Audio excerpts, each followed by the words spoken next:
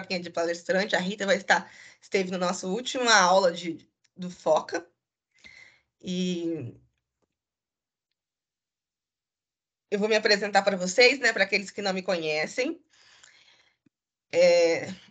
Hoje nós vamos dar uma aula de obrigações, né, continuar, né, a nosso estudo de obrigações, mas de maneira bem tranquila, que eu acho importante ser bem tranquilo, mas a gente não pode deixar de estudar. Aqui tem um pouquinho sobre mim, que é algumas informações, mas o foco não é minha, não sou eu hoje, né? Eu sou a Cássia, eu estou no 6º semestre do Direito no Unisal aqui de Lorena. Eu sou do noturno, e eu sou presidente da Liga Acadêmica de Direito Civil, né, que é a organizadora desse evento que vocês estão participando agora, dessa aula, das coisas que você vai ver no YouTube, depois seguir nossas redes sociais. Então, tem uma liga, se você não sabe da existência da Liga Acadêmica de Direito Civil, né, vos apresento, a gente faz alguns eventos sobre as temáticas de direito civil e direito privado, de uma maneira bem tranquila, né, de aluno para aluno. E eu também sou na diretoria de roteiro do Direx, né? No Direx a gente vai mais naquela questão de entrevistas com doutrinadores, com temáticas mais atuais do nosso cotidiano. Então, eu sou diretora do roteiro do Direx. Também sou do centro acadêmico, né? Lá do Luiz Rebelo, estou na diretoria financeira. E um pouco sobre mim, é que eu também estagio na Prefeitura Municipal de Guaratinguetá, na área de legislação, né? No setor de expediente, onde saem os decretos, as leis, as portarias, resoluções. Então, se você é de Guará, não sei se alguém de Guará, eu faço estágio lá na prefeitura. Então, se estiver por lá, passa para a gente dar oi, quem sabe tomar um café. Bom, a gente vai iniciar agora com um Remember, né? Obrigações é uma área bem legal de se estudar, assim. Então, eu não sei se você está aqui, que você gosta de direito civil, mas talvez eu acredito que você goste, porque você está aqui no Sabadão animado para estudar direito civil. Mas tem uma matéria no direito civil que não se pode pular, falar, não vou estudar, tipo, para a OAB não vou conseguir, eu não vou largar a mão, vou fazer só para tirar nota. Tem uma questão que não dá para pular, é essa, é obrigações. Né? Por isso que a gente está vendo aí devagarzinho, para tirar as dúvidas, para esmiuçar, para você gravar na sua cabeça, porque obrigações está em tudo. Então, a gente teve uma parte 1, que se você não teve nessa aula, tranquilo, que depois eu passo o link para vocês, que está lá no canal do professor Bruno Criado. Então, também foi da Liga com a professora Rita, foi excelente. Então, se você não viu, depois eu te passo o link.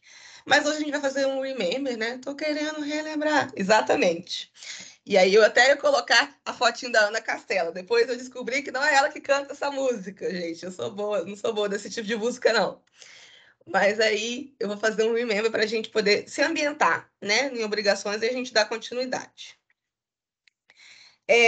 Antes da gente começar assim, né? Uma vez, quando eu estava preparando essa aula, revisando os conteúdos, eu fui vendo muitos vídeos no YouTube, né? E tava assim, obrigações em 5 minutos. Ou obrigações resumo completo, né? Se é resumo, já não é completo, já começa por aí. Mas não se iluda. Obrigações é um conteúdo um pouco extenso, assim, né? Não é difícil, mas acaba por ser um pouco extenso. Então, é importante você ir devagar, né? Pouco a pouco. Então, a gente faz questão de ficar bem divididinho. Então, não adianta eu falar que eu vou aprender obrigações em 10 minutos, eu não vou. Então, assim, se você vê que está preparando para a OAB, talvez, né? E tiver um tema assim, obrigações em 5 minutos, aí você já vê que é furada. O que seria, assim, vamos ver, assim, o conceito de obrigações, né? Aqui eu coloquei, assim, porque se você olha no Código Civil, não sei se alguém está com ele aí, mas se você for lá na parte especial, gente que querendo entrar, só admitir.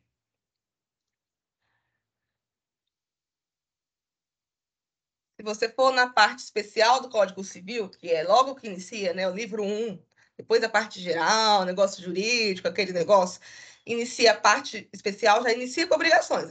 Você vê que o legislador deu tanta importância que ele já colocou de cara.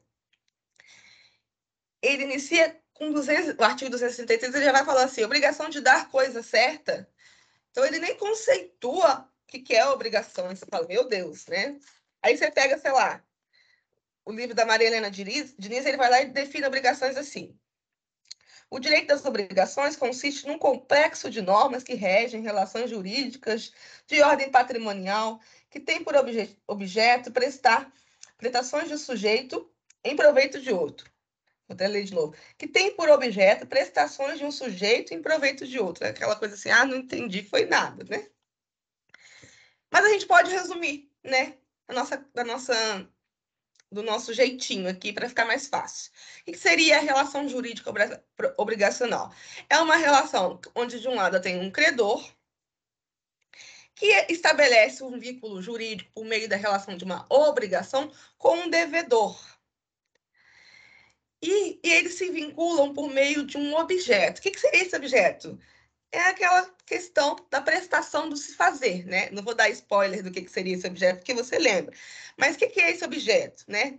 Dar, fazer ou não fazer. Tem aquela obrigação minha. O objeto é o que eu tenho que fazer, de forma que a forma que se dá a minha obrigação. Então, assim, se eu ver a relação jurídico obrigacional, vou pensar assim: credor, devedor, objeto que liga os dois por meio de um vínculo jurídico.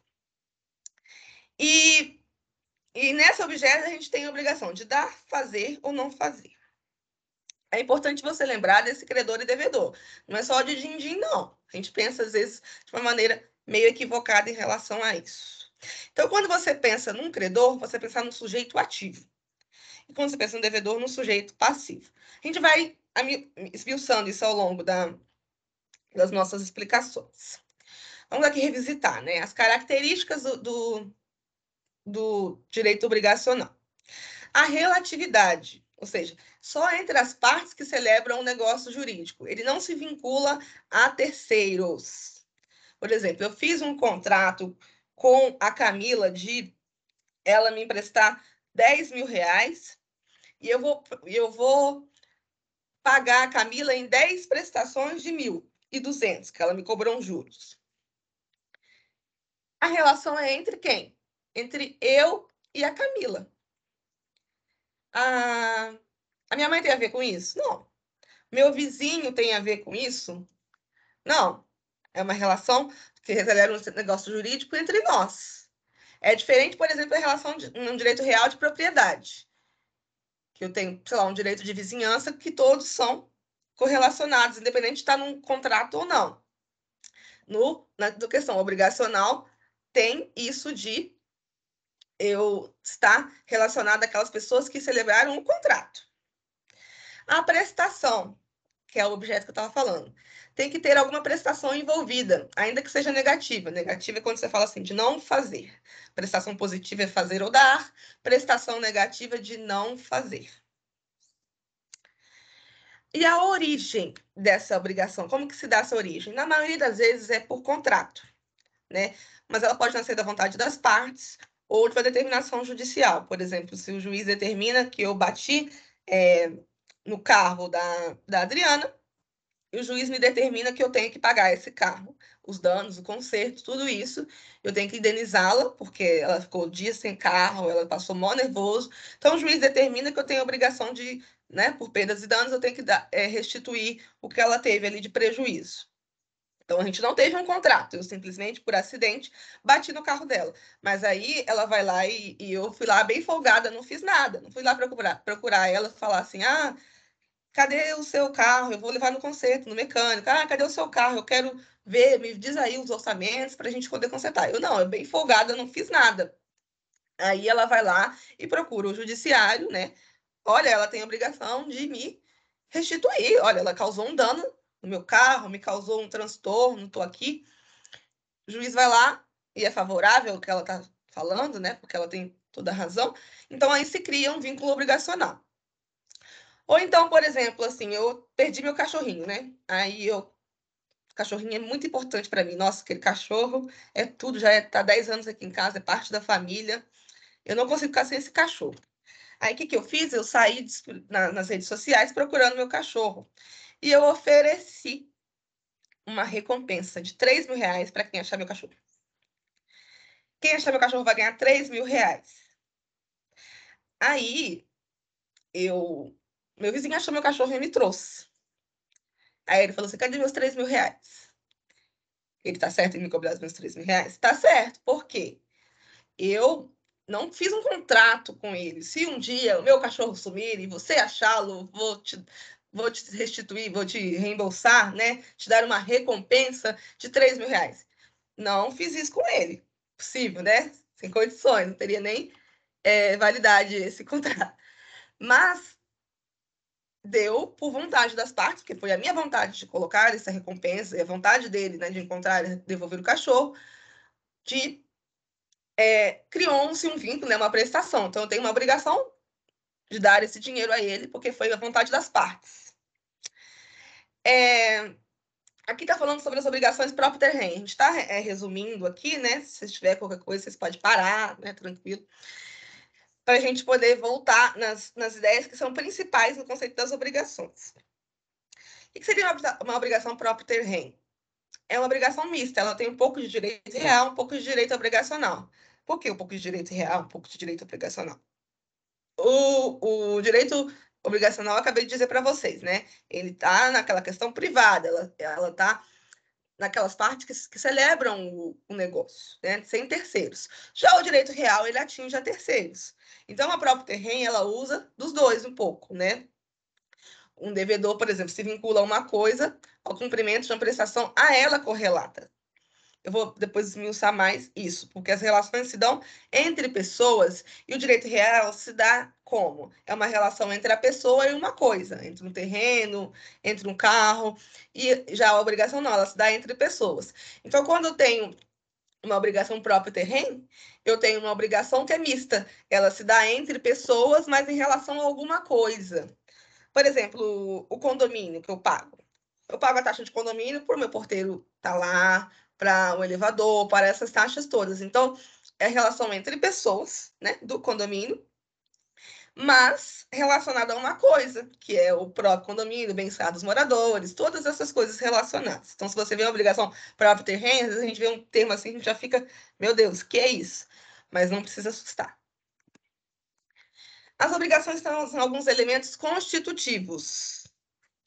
É o sujeito, né, que tem que ser uma pessoa física, jurídica, ou jurídica, né, determinada ou determinável, né? Eu não posso, sei lá, ter um sujeito que eu não consigo determinar, sei lá, uma pessoa famosa sumiu e ela é o sujeito de uma obrigação comigo. Não tem como, né? Então, tem que ser uma pessoa física ou jurídica e de forma que eu consigo determinar uma obrigação. O ativo é aquele que tem direito o sujeito ativo é aquele que tem direito a ser beneficiado com a prestação a exigir. E o sujeito passivo, ele é construído a adimplir com determinada obrigação. Falando, ai meu Deus, não entendi mais nada. Não, você entendeu sim. Quando eu dou, por exemplo, assim, eu vou comprar um carro da Camila. A Camila está vendendo o carro dela. Ela, nesse caso, ela é o sujeito passivo, né? Ela tem que me dar o carro. Ela é o devedor.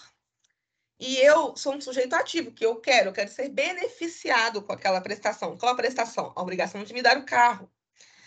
Então, eu sou um sujeito ativo e ela é um sujeito passivo. Ela é devedora, eu sou credor. Aí você pode estar pensando assim, não, você que é devedora, você que tem que dar o dinheiro a ela. Não. Eu não estou falando da relação com a obrigação de dar o dinheiro. Estou falando da relação da relação de dar, da obrigação de dar o carro. Então, em relação a dar o carro, a Camila é passiva, ela tem que me dar o carro. E eu, por sua vez, dou o dinheiro, mas ali a minha relação é de receber. É o direito que eu tenho na prestação de exigir. Então, eu exigi da Camila, porque eu já paguei, o carro dela me dá.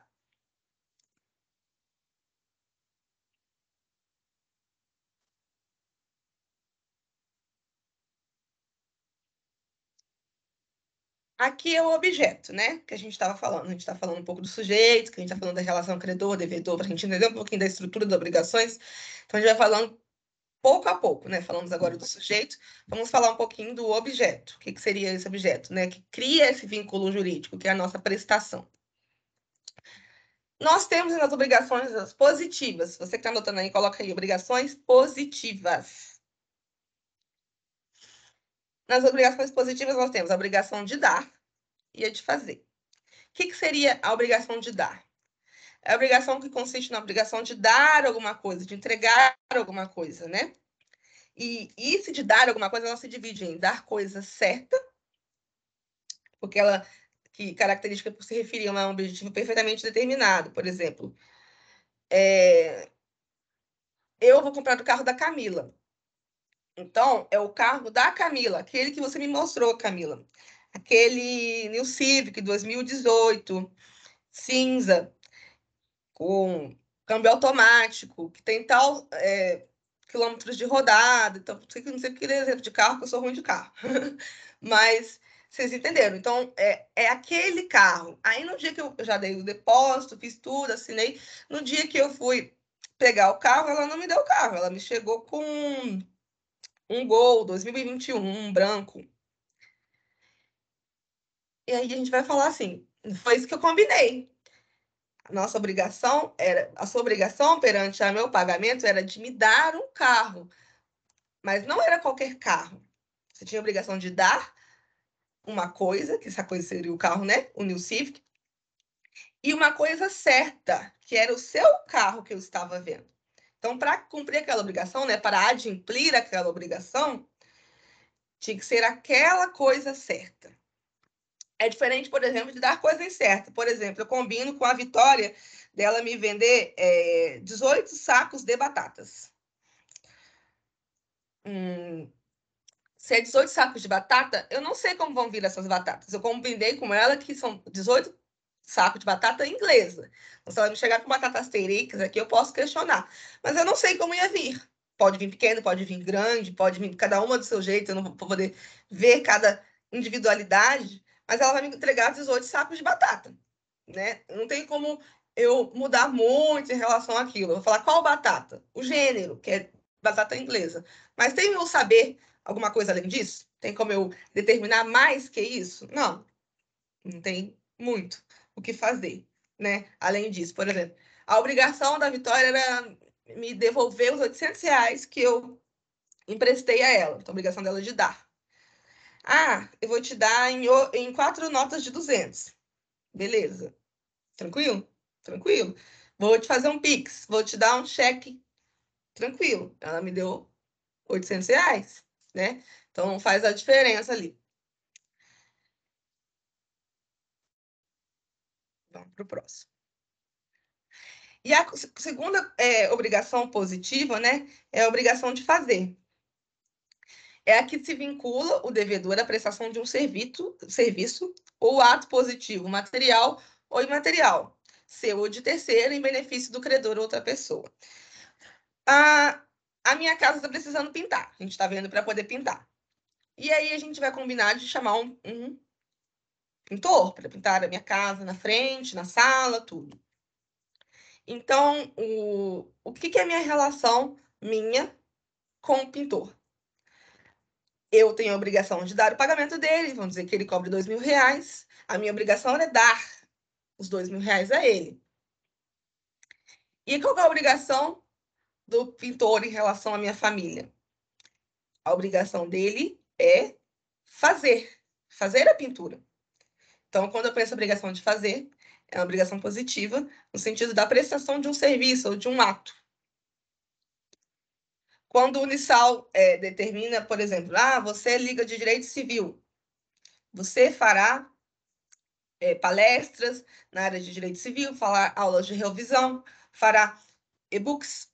Então, a obrigação com a coordenação do direito, ali com o Unisal, é fazer as coisas, fazer ações.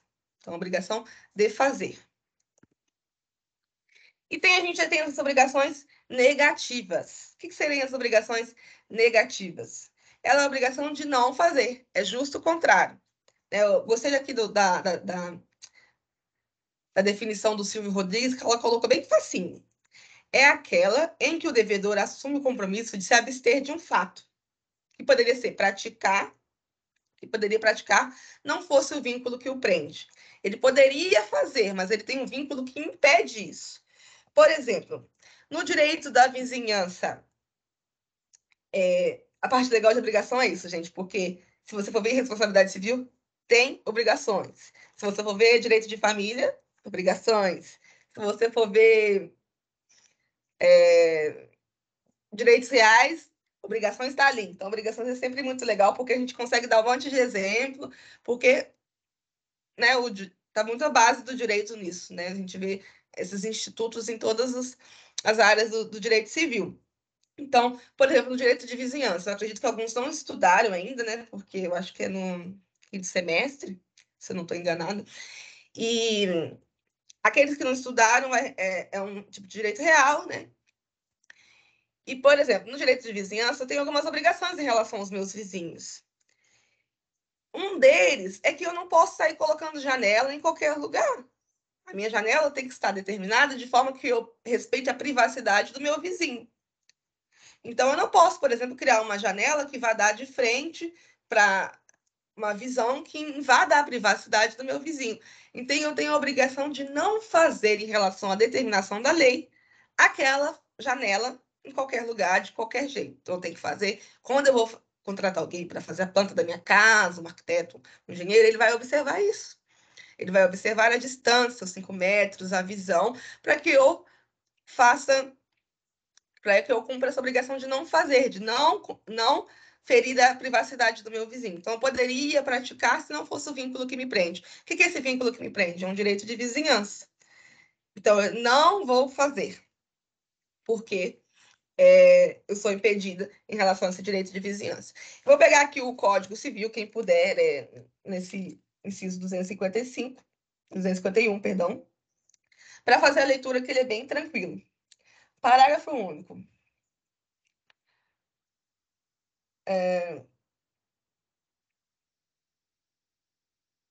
Vamos do 250 que a gente inicia. Extingue-se a obrigação de não fazer, desde que, sem culpa do devedor, se lhe torne impossível abster-se do ato que se obrigou a não praticar. E praticado pelo devedor o ato, cuja abstenção de se obrigara, né? A abstenção de se obrigara, né? Se ele praticou, mas ele era para fazer a abstenção. O Código Civil não é tão fácil, mas a gente vai lendo aos devagar. Praticado pelo devedor o ato a cuja abstenção se obrigara, ou seja, ele era obrigado a não fazer, mas ele fez. O credor pode exigir dele que o desfaça, sob pena de se desfazer à sua custa, ressarcindo-se o culpado perdas e danos. Em caso de urgência, né, parágrafo único, em caso de urgência, poderá o credor desfazer ou mandar desfazer independente de autorização judicial, sem prejuízo do ressarcimento devido. Olha, vamos lá. Eu tenho uma pessoa que, um ex, né? Sei lá, tem um ex que foi muito difícil minha relação com ele, e nós tivemos muitas brigas, e ele me ameaçava, foi questão de agressão, né? Hipotético, obviamente, por exemplo. Mas o juiz determinou que uma medida protetiva contra ele, então ele não pode se aproximar de mim a determinada distância. E aí, o que aconteceu? A mãe desse meu ex se mudou para minha rua. Na verdade, ela se mudou para frente da minha casa. Ela alugou uma casa na frente da minha e o meu ex veio morar a 100 metros de mim. E aí? A obrigação dele, de acordo com o juiz, era não fazer, não se aproximar dela. Não pode se aproximar de mim. Então, ele foi lá e descumpriu. Então, eu preciso de uma autorização judicial para que ele, né, para que ele vá e faça isso, que ele já tem a obrigação de não fazer? Não, né? Ele já tem a obrigação de não fazer, não precisa não. Ele já tem que cumprir essa obrigação de não fazer. Então, se ele está descumprindo, que está aqui, ó, inadimplemento da obrigação de não fazer, que é o inadimplemento, é o quê? É a não cumprimento. Eu tenho a obrigação de não fazer, eu tenho a obrigação de não fazer determinada ação, de me abster daquela determinada ação, mas eu estou descumprindo. Então, como é que eu vou fazer diante disso? A lei nos fala, né? Eu não preciso de uma ação judicial para que eu processe esse ex, para que eu fale, né? Eu postule meu direito de indenização, porque ele está descumprindo. Meu vizinho construiu uma janela que está me cumprindo a minha privacidade em relação ao direito de vizinhança, que está na lei. Então, ele tinha que se abster. Ah, não, mas a casa é minha, eu quero a janela aqui, vou fazer aqui. Não, você tem um direito e você deve se abster. Então, eu posso processar o meu vizinho, independente de uma ação judicial. Posso, já posso processá-lo porque ele já está fazendo uma coisa que ele não pode. E o sujeito passivo, né, que a gente está vendo aqui nos elementos. Espero que vocês tenham pegando nota aí para poder ver devagarzinho, porque são bastante tópicos, mas, né, são 3 coisas basicamente, né? Credor, devedor, né? Sujeito ativo, sujeito passivo, o objeto no meio deles, que é o que a gente está vendo aqui. Né? Credor, devedor, objeto. Então, se você anotar assim, credor, devedor, objeto, vai ficar bem facinho. Aí você pode puxar uma setinha no objeto, né? Dar, fazer ou não fazer.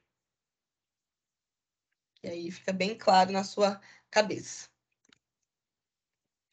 Sujeito passivo é aquele que tem, né, a obrigação de fazer, dar ou não fazer algo em relação a alguém. Então, seria o nosso devedor.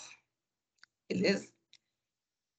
Credor, eu, sujeito ativo, tenho um direito daquela pessoa não se aproximar de mim. Sou credora, sujeito ativo. Nós temos essa relação entre nós, que é a de não fazer, não se aproximar. Que tal fulano se abstenha do direito dele, né? Desse direito, talvez, de liberdade, mas ele está se abstendo por alguma determinação. Então, esse é o objeto entre nós, de não fazer em relação a quem? O sujeito passivo, que é o devedor. Ele não se aproxime de mim. Então, ele não faça o objeto. Obrigação de não fazer. Sujeito ativo, que sou eu, credor, devedor é ele. Beleza? Então, quando você for vendo nesse sentido de Código Civil, quando você olhar durante esses artigos, né, do livro 1, das obrigações, então você vê credor e devedor, então você desvincule um pouquinho de dinheiro, né? É credor e devedor em relação à obrigação. Aqui eu queria muito deixar bem claro para vocês, assim, se quiser tirar um print, você anotar, é muito importante você diferenciar direito pessoal, né, que a gente fala, direito pessoal ou obrigacional, ou do direito real. Né? A gente fala direito pessoal porque está entre as pessoas que estão naquele contrato.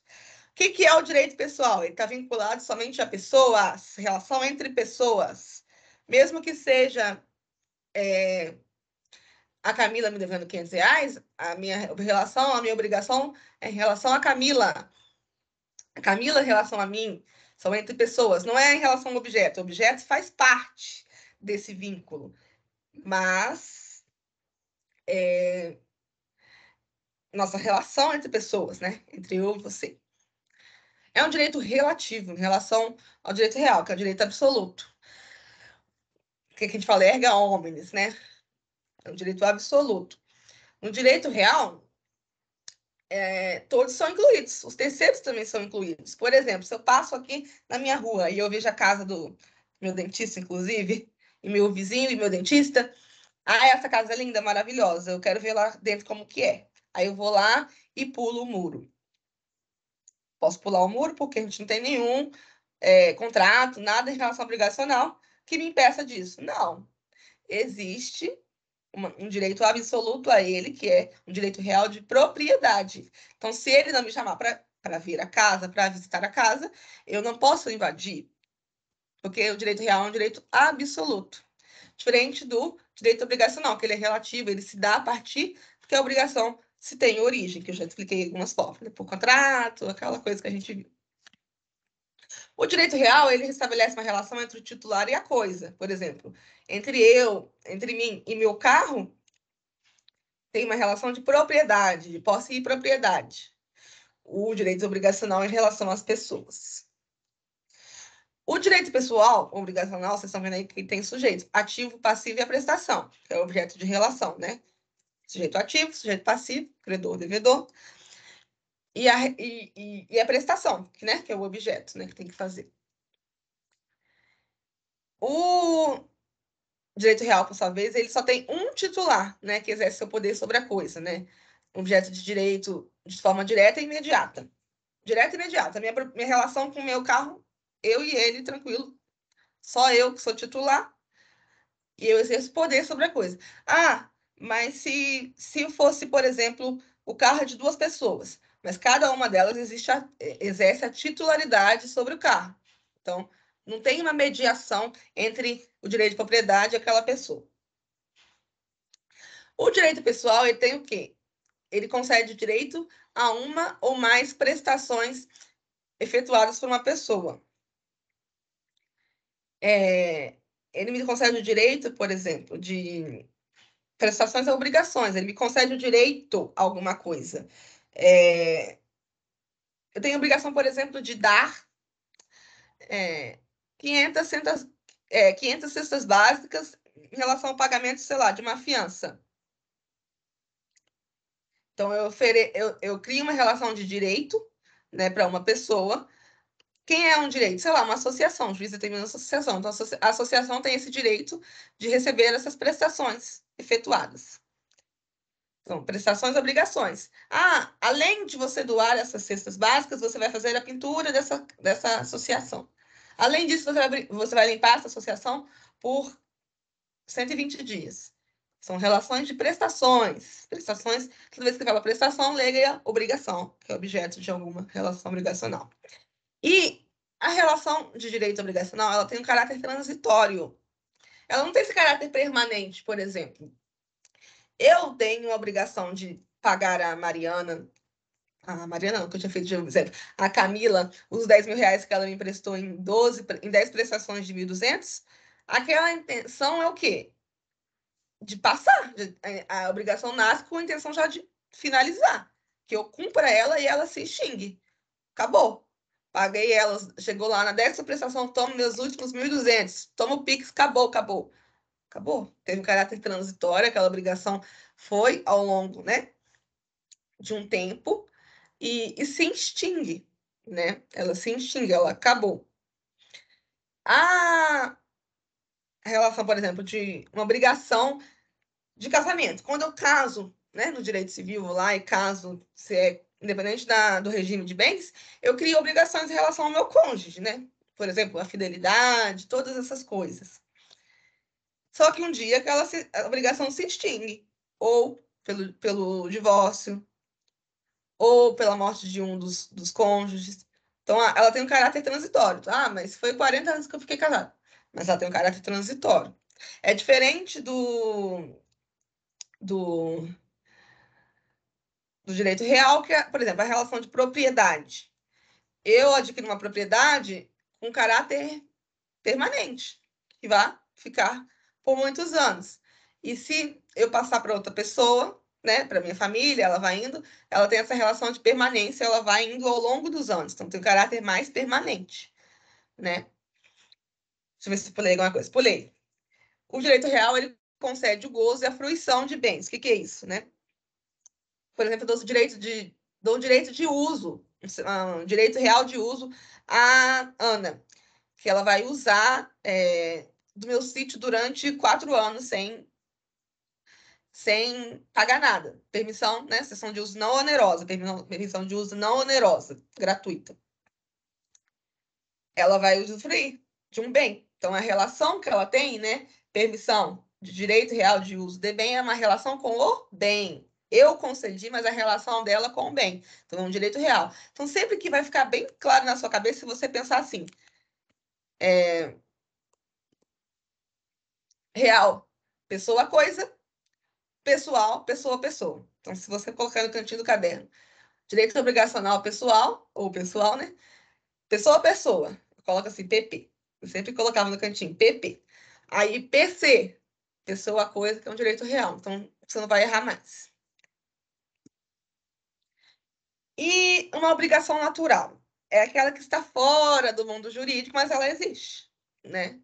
Ela não, a obrigação natural é aquela que não pode mais ser exigida juridicamente. Exemplo é uma dívida prescrita. Por exemplo, eu tinha uma dívida, sei lá, com a escola dos meus filhos e eu não consegui pagar a escola dos meus filhos e aí ficou ruim para mim, não consegui pagar. Aí passaram-se 10 anos e agora eu tenho direito de pagar, eu tenho a condição de pagar. Existe o vínculo jurídico, né? Existe uma obrigação ainda que eu possa dar, obrigação eu tenho o direito de cobrar, né? O credor, a escola, tem como cobrar de mim essa obrigação de pagamento via jurídica? Não, não tem mais essa obrigação via jurídica, uma vez que o tempo já passou, a dívida está prescrita, então juridicamente ele não tem mais esse direito. Mas eu penso assim, na época eu não tive dinheiro, eu tive uns problemas, minha empresa faliu. Mas hoje eu tenho, e na minha consciência é minha obrigação. Eu vou lá e vou pagar. Posso acontecer isso? Posso fazer isso tranquilamente. Então, mas aí a gente vai chamar de obrigação natural. E, por exemplo, da obrigação natural, eu não posso chegar lá e pedir reembolso, conforme os artigos da lei, né, o que a lei diz sobre o reembolso. Não posso fazer isso. Ela é uma obrigação natural, ela já está fora do campo jurídico. Mas ela existe. Então, quando você pensa em obrigação natural, você vai lembrar disso. É aquela que não pode mais ser exigida juridicamente. Então, vamos lá. Olha aqui. Não é para esquecer.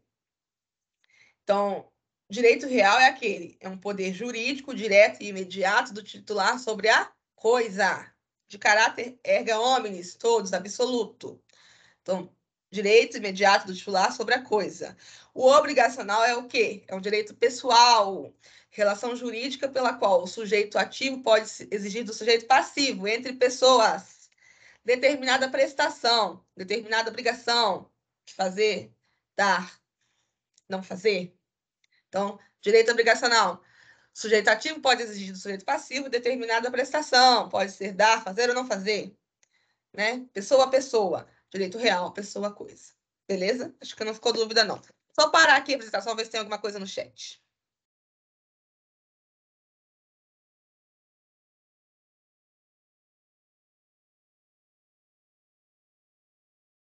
Tá tudo certo por aqui, né? Pode falar aí no chat se tá tudo tranquilo.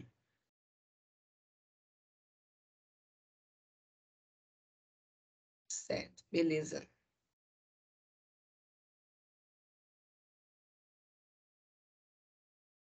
Então, vamos lá. Agora nós vamos à temática de hoje, que, né, a gente estava só relembrando, então você já fez um remember legal, assim, né?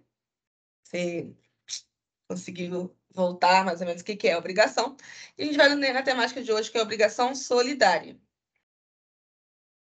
As obrigações solidárias são aquelas que têm uma pluralidade de credores ou devedores, cada um com direito ou obrigado ao total, como se houvesse um só credor ou devedor. Aí você fala, obrigações solidárias são aquelas com pluralidade de credores ou devedores, cada um com direito ou obrigado ao total, como se houvesse um só credor ou devedor. Vamos lá, devagar. A gente viu agora que temos de um lado um credor, do outro lado o devedor. Mas a gente pode ter vários. E aí a gente se fala em relação à obrigação solidária. Por exemplo, eu estou a fim de fazer uma festa de 15 anos para minha filha. E aí eu descobri que a Ana e a Vitória, elas têm um buffet, né? E uma empresa de festas, de organização de eventos. E aí eu fui lá e contratei da Vitória a prestação dessa festa, né? Então a Vitória tem para comigo uma relação de obrigação de realizar a festa. E eu chegou no dia, né? Passou o seu tempo, chegou no dia lá, o dia da festa, e a festa não foi feita da maneira que a gente tinha combinado. Não fez a festa do jeito que a gente tinha combinado. O DJ não foi, o bolo não estava menor do que era, o buffet estava ruim, eu contratei mesa de sushi, não teve mesa de sushi. A festa não saiu do jeito que eu quero, que eu queria, que eu tinha esperado. Aí eu vou lá e falo, não, Vitória, o que aconteceu? Não foi isso que a gente tinha combinado. Aí você vai lá e fala assim, não, é porque a minha sócia que estava responsável por essa parte. Era ela que tinha que dar o DJ, era ela que tinha que ver o buffet, eu ia ver outras coisas. E a gente sempre se divide com isso. Mas eu falo, não, mas eu tinha combinado de vocês duas fazer isso. Mas essa era a parte dela. Eu posso ir lá e processar a Vitória? Posso, porque era uma obrigação solidária. Obrigação solidária. Gente, gravem isso no coração de vocês. Direito de família, vocês vão ver obrigação solidária. Aqui, nos direitos reais, obrigação solidária é uma coisa que tem que ficar na cabeça. Eu posso falar, cobrar a Vitória exclusivamente por aquilo? Processar ela sozinha? Posso. Porque ela tinha uma obrigação solidária em relação à entrega da festa. A obrigação era das duas, dela e da sua sócia. Mas eu posso cobrar de um dos devedores como se fosse só um. E aí, se a Vitória quiser processar a sócia dela, depois ela pode? Pode. Pode, é direito dela. Mas eu tenho o direito de cobrá-la sozinha. Por isso, sim, é uma obrigação solidária, é obrigação das duas. Então, se, por exemplo, eu tenho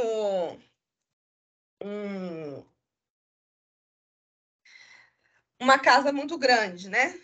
Uma casa muito grande, e aí eu resolvi alugar pro, pro meu vizinho, né? Uma casa muito grande, e aí um lote muito grande com várias casas, né? E eu decidi alugá-la para o meu vizinho. Meu vizinho, porém, ele sublocou, porque é realmente muito grande, né? Para um terceiro. E diante desse contrato, a gente fez o contrato, né? Vai ficar R$ 1.000 de aluguel, R$ 10.000 de aluguel, para os dois morarem. Ah, tá tranquilo. Pode fazer isso? Pode, a gente faz o contrato lá. Aí, meu vizinho chamou outra pessoa, né? Que ele foi lá e dividiu. Eu pago 5.000, você paga 5.000, beleza? Beleza. Aí chegou no segundo, terceiro mês de aluguel, eu só recebi 5.000. Aí eu falo assim, estranho, a gente combinou 10.000. Aí o vizinho fala bem assim, não, mas é porque as 5.000 é outra parte dele. Aí eu digo, não, a gente combinou 10.000. Ele falou, não, mas 5.000 é outra parte dele. E aí, eu vou ficar no prejuízo? Se era 10.000? De maneira nenhuma. O direito me assiste de uma maneira muito legal e muito boa nesse sentido. Eu posso cobrar os outros 5.000 do meu vizinho? Posso cobrar dele, porque a obrigação é dos dois. Solidariamente, eles têm que dar R$ 10.000. Se eles vão se combinar de um dar 7, outro vai dar 3, beleza. Se os dois vão dar 5.000, beleza. Se um vai dar 9.500, outro vai dar 500, beleza. Mas eles solidariamente têm uma obrigação para comigo. Então, cada um dos dois eu posso cobrar 10.000. Se na falta, eu posso cobrar de cada um dos dois. Eu estou cobrando dos dois. Mas, sei lá, na falta de 8.000, tal lugar incerto, não sabido, eu posso cobrar dele? Posso cobrar os 10.000. Aí o outro pode processar o outro depois? Pode. Aí já é, né? Em terceiro, em responsabilidade civil, né? Já é outra área. Mas a minha obrigação solidária diz que é isso. Se você for olhar lá no direito de família, não sei se vocês gostam de direito de família, eu gosto de tudo no civil, né? Então, tudo que está aqui no Código Civil, eu gosto bastante, assim, claro que tem umas áreas mais que outras, mas eu gosto de direito de família. Se você olhar lá no direito de família, fala da obrigação dos filhos para com os pais idosos. Quando os pais estão idosos, a gente tem que cuidar dos nossos pais, né? A gente não precisava do Código Civil para isso, mas graças a Deus que tem, né? Que tem, né, todo tipo de filho. E aí sou eu, né? A mais velha, e tenho um irmão mais novo. E a obrigação de cuidar dos meus pais quando eles estiverem idosos é minha e do meu irmão, uma obrigação solidária. O juiz pode chegar e cobrar de mim. Ah lá, ó, seu pai tá descuidado. Ah lá, seu pai tá largado lá, né? Tá sem cuidados. O juiz pode vir e cobrar de mim? Eu posso. Pode.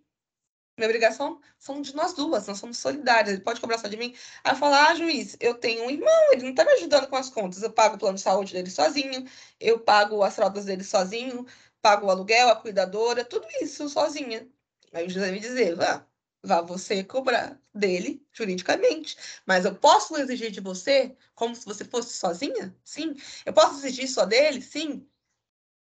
Então eu posso exigir de cada um. Se alguém me empresta um dinheiro, né? Se tem uma empresa Ah, já vai direito empresarial. Olha só como o direito civil é legal, obrigações é legal, né? Se eu for lá em direito empresarial, eu tenho uma empresa que está me devendo, né? Eu sou credor em relação a essa empresa. E essa empresa tem 10 sócios. E aí eles me devem 100 mil reais. E localizar 10 sócios e achar ação contra 10 sócios é complicado. Mas eles são obrigados solidariamente, a não ser que o estatuto deles, o contrato deles seja diferente disso. Mas eu posso cobrar de um sócio só os 100 mil reais? Posso. Ah, mas são em 10, ele só tem obrigação de 10 mil. Não. Ele pode ir lá cobrar depois os outros 90 mil reais? 10 mil reais para cada um? Pode. Mas eu posso exigir dele os 100 mil?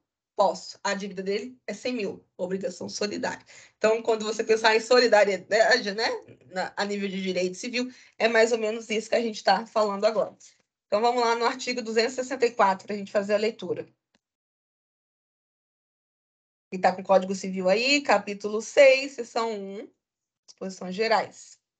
Artigo 264. A solidariedade, quando na mesma obrigação concorre mais de um credor ou mais de um devedor, cada um com o direito ou obrigado à dívida toda, né? Então, eu posso sozinha recorrer de um direito, mesmo que ele vá para mais pessoas, seja um direito de várias pessoas, como somos solidários, eu posso exigir ele sozinha. Quanto se eu tenho uma dívida toda, né? Aqui você lê a dívida. Aqui é não só do din-din, né? Eu tô sempre frisando nisso porque a gente pensa assim, dívida só no dinheiro. Não, a dívida é aquela prestação não feita.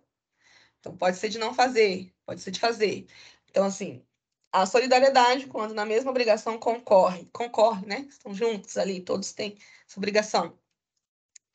Mais de um credor ou mais de um devedor, cada um com o direito ou obrigado à dívida toda. Beleza? Ficou claro? Características das obrigações solidárias. Pluralidade de sujeitos ativos e ou passivos. Ou eu tenho muitos credores ou muitos devedores, né?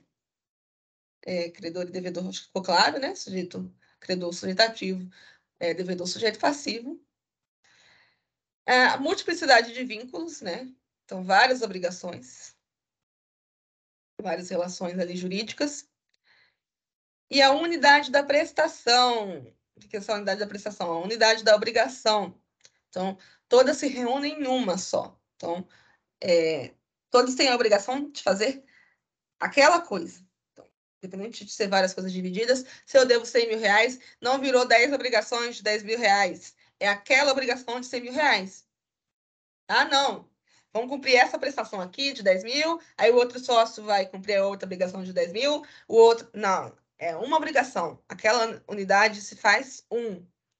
Solidárias, se juntares, fazer um. E a corresponsabilidade dos interessados. Então, todos têm a responsabilidade ali dentro. Ah, mas foi meu sócio que fez essa dívida.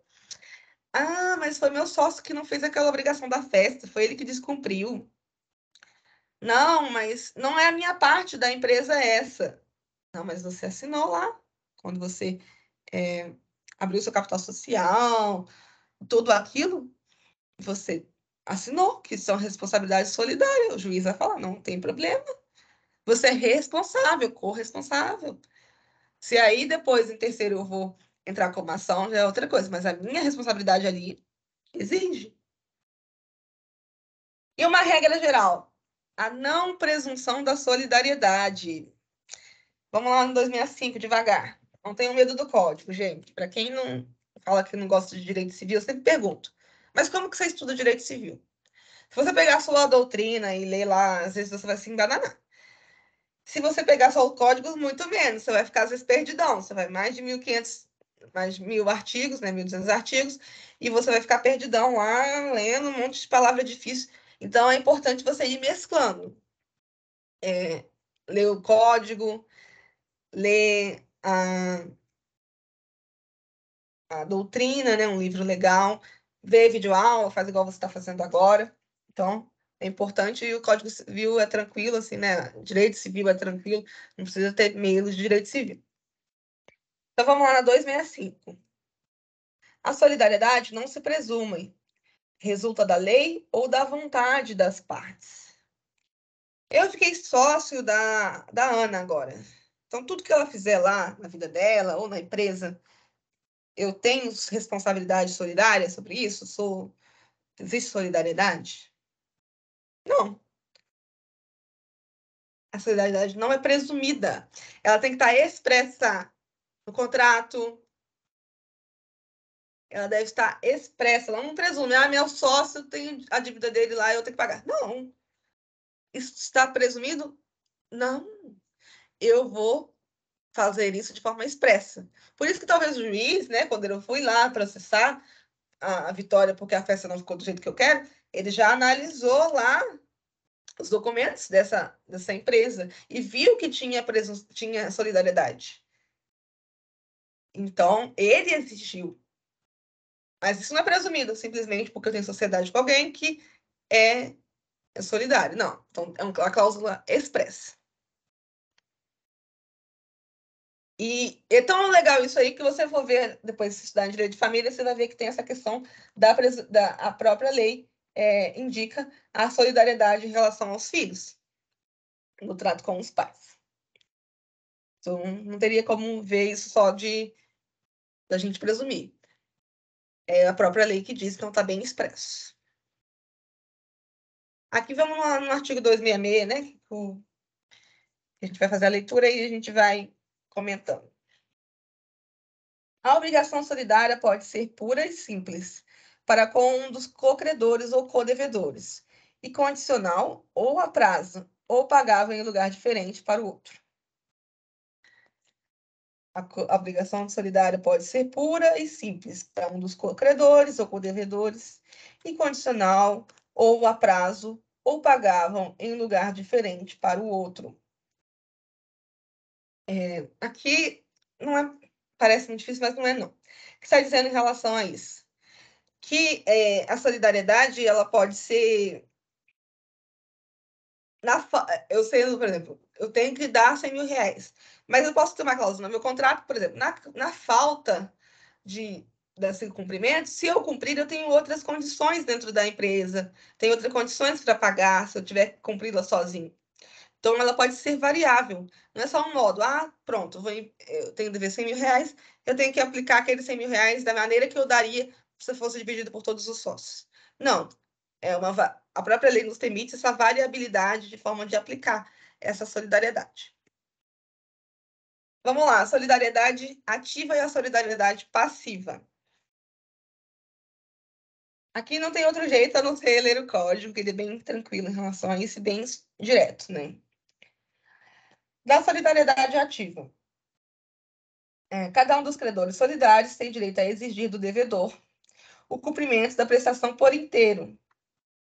Então, aqui quando eu digo por inteiro, é inteiro, não quer dizer que vai ser à vista, né? Então, quando cada um dos credores solidários, eu posso exigir. Então, aqui está dizendo o que é ativo e o que é passivo. Está vendo bem esmiuçado. Então, quando eu tenho um crédito, né? Alguém me deve dinheiro para a minha empresa, por exemplo. Então, cada um dos sócios pode exigir dos outros sócios da outra empresa o pagamento daqueles por inteiro. Isso aí eu acho que ficou claro para vocês.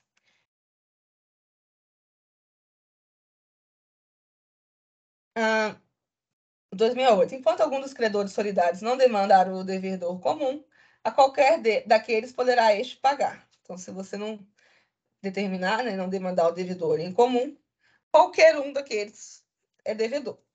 Qualquer um deles vale igual, de maneira igual.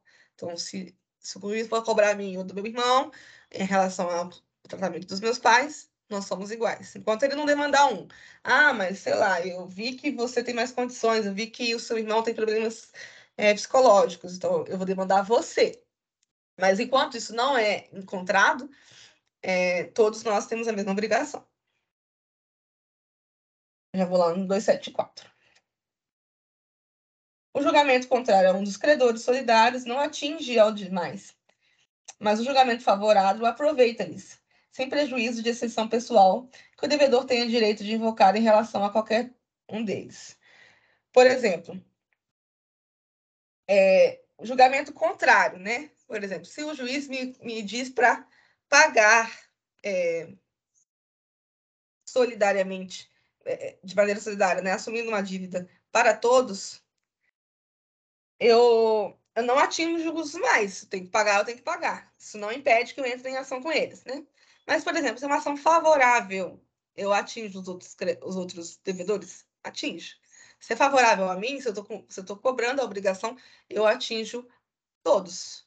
Ah, mas nem todos estão valendo isso aí não, hein? Tá meio esquisito aí. Então eu posso entrar com uma ação. Mas assim, se eu estou agindo, né? Se está sendo contrário a mim, não atinge os meus outros sócios, né, as outras pessoas, né, os outros credores solidários, né? Os outros. Mas se eu sou, por exemplo, beneficiária, atinge aquelas que são solidárias a mim.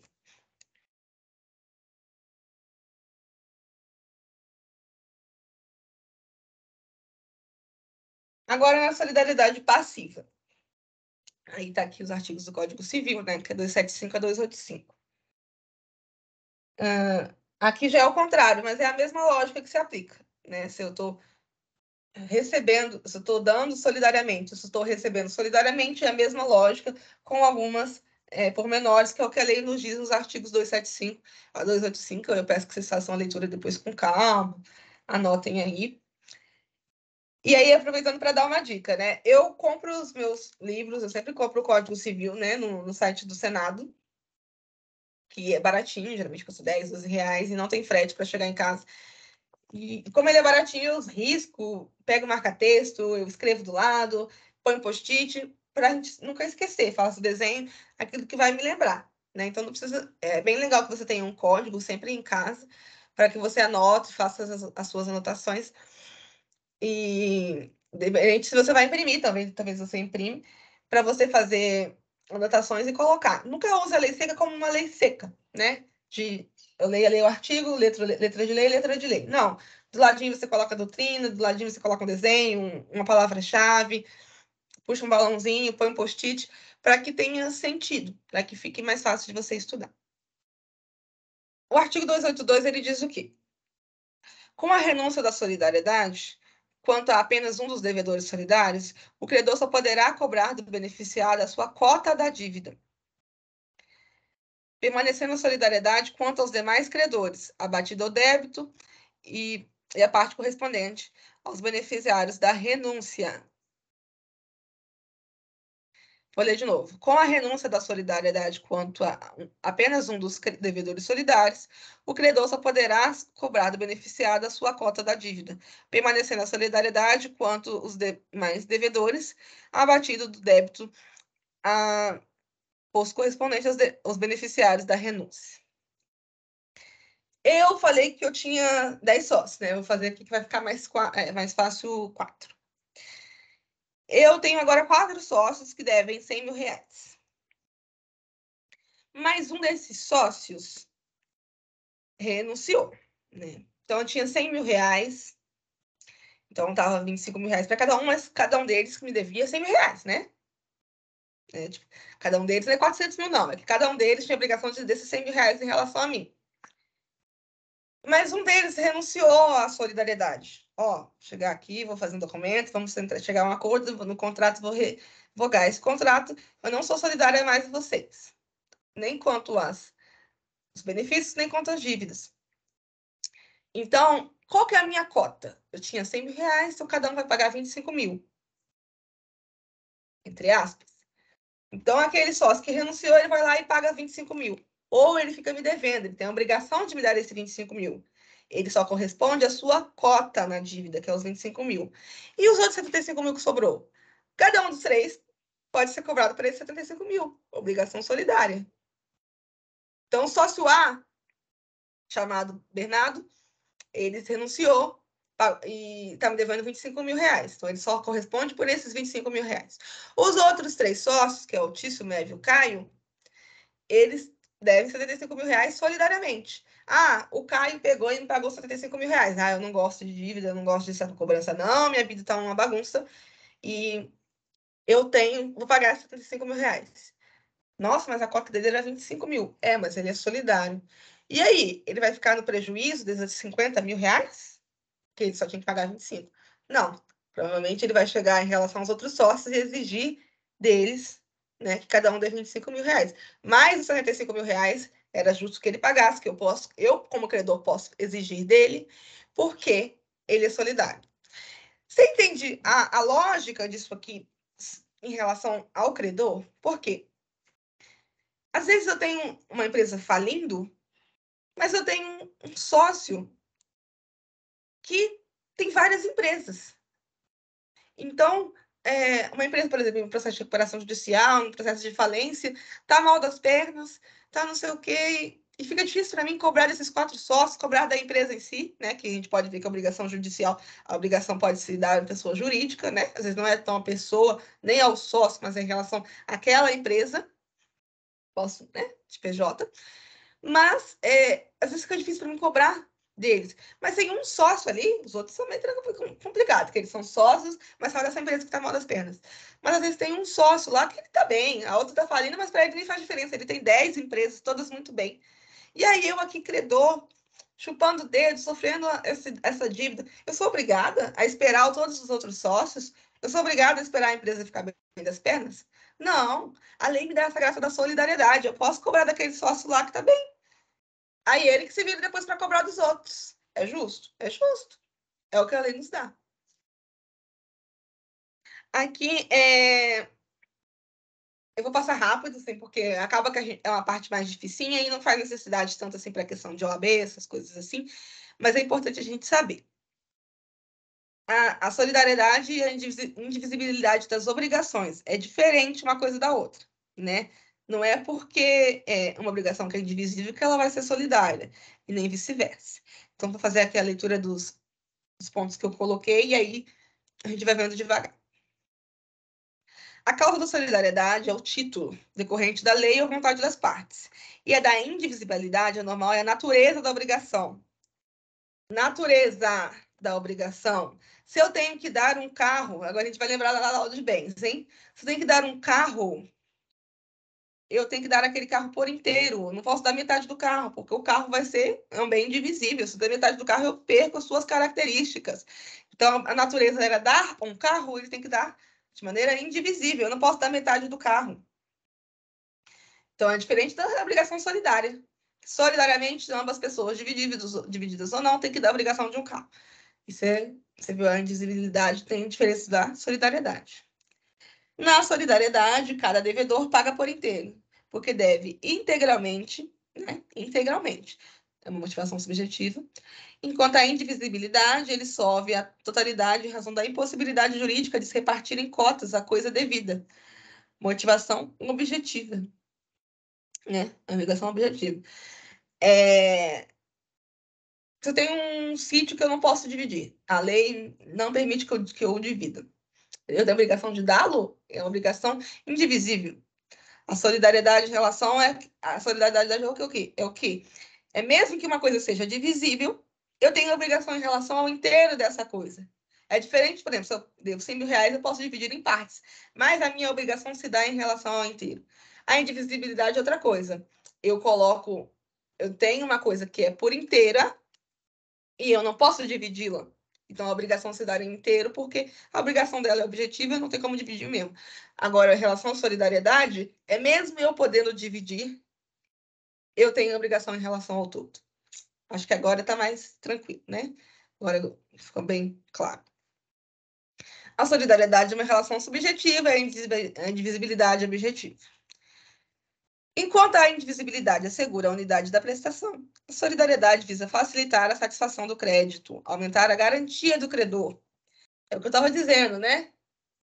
Às vezes, para mim, fica difícil, né? Se alguém usa de má fé e usa, essa empresa está mal das pernas, vou continuar te devendo. Mas eu tenho, sei lá, 5 outras empresas, vários sócios. Então, eu, como credor, eu fico mais protegido, né? Se eu não me pagar, seu sócio vai. Se o seu sócio pagar, o outro sócio vai. Porque é muita coisa, sei lá, eu vou emprestar 100 mil reais e então vou receber 25. Olha que perigo que é eu como credor. Mas eu sabendo que eu, emprestando 100 mil reais, independente de como eles se dividem, todos têm essa obrigação de me pagar por inteiro, Isso me dá uma garantia, uma estabilidade, uma tranquilidade em relação, né? Aumenta o crédito, aumenta a satisfação, a garantia do credor. Aqui eu acho que está meio que enfatizando, né? Mas é a mesma natureza. A individualidade justifica-se com a própria natureza da prestação, quanto o objeto em si não dá para fracionar. Enquanto a solidariedade é sempre de origem técnica, resultando da lei ou da vontade das partes, nunca se presumido. Isso aí você põe aí, hein? Num pote, puxa um asterisco, nunca se presume.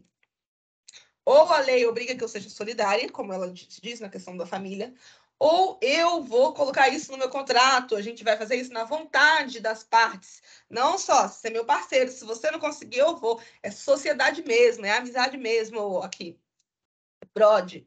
Broderagem. Não.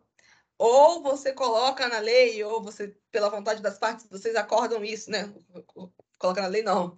Ou resulta da lei, eu já profetizando aqui legisladores, hein?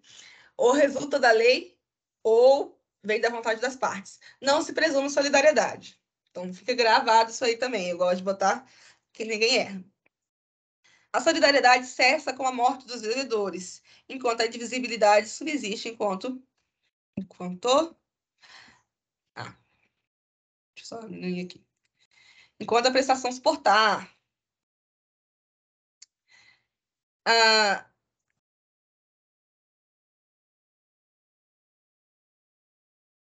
A indivisibilidade termina quando a obrigação se converte em perdas e danos, enquanto a solidariedade conserva este atributo, mesmo com a conservação. Por exemplo, você tem uma questão de perdas e danos, né? Ali já é outra área, né? Do direito civil, ali, responsabilidade civil. Se eu bati no carro da Mariana, ela vai me processar em relação a perdas e danos. Ela teve uma perda, um dano, né? E a indivisibilidade da coisa, ela cessa, né? Essa questão de obrigação quando acontece isso. Por exemplo, deu perda total, teve a questão da indivisibilidade do bem, ela cessou ali na questão da perdas e danos. Cessou. E a solidariedade, não. Ela conserva esse atributo mesmo com a conversão. Mesmo que a pessoa deu assim, perdas e danos, a solidariedade, a minha obrigação de restituir o sócio, sei lá, alguém que tenha dado a questão do perdas e danos a alguém, ou para eu receber, ela continua. Então, essa é mais uma diferenciação entre divisibilidade e solidariedade. Bom, gente, era até aqui, né, a nossa aula. Queria agradecer a todos porque tá aqui no sabadão estudando, né? Então, eu tenho certeza que vocês serão ótimos, o que vocês estão fazendo já são, com certeza, porque quem gosta de direito civil é para os fortes, é para os bons. Mas eu espero que eu tenha esclarecido as principais dúvidas e eu quero ver vocês aqui na próxima. E tamo junto, né? Pode me seguir aqui nas redes sociais, que é Cas Maria, Cas Maria. E a rede social da Liga também. A gente está voltando agora, colocando os nossos materiais. Então, sempre que tiver uma aula nova, você vai ser notificado. Então, assim, obrigado pela presença e bons estudos. Até a próxima.